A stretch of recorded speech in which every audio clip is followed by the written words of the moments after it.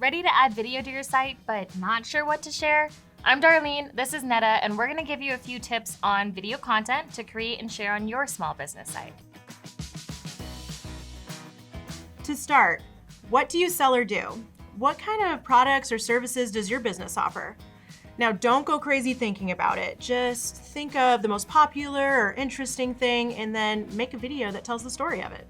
For example, maybe if you're a restaurant with an epic cannoli recipe brought over from Sicily by Grandma Sophia, guarded for decades and passed down through generations. If you're running a business, you've probably got some useful or specialized knowledge that your customers don't have. So doing an educational or explainer video is another option for small businesses. And this could be a video on anything, from demonstrating how to do something to sharing helpful tips and tricks, like a realtor might share the do's or don'ts of staging a house. So what about your customers? Do you have regulars that are constantly raving about you? When consumers go to make purchasing decisions, they often consult the reviews of other consumers. Customer testimonials make for powerful videos. Not only do you get great free advertising from a trusted source, you get to show off your super fans in the spotlight and tell them how much you appreciate their business. Last but not least, there's you.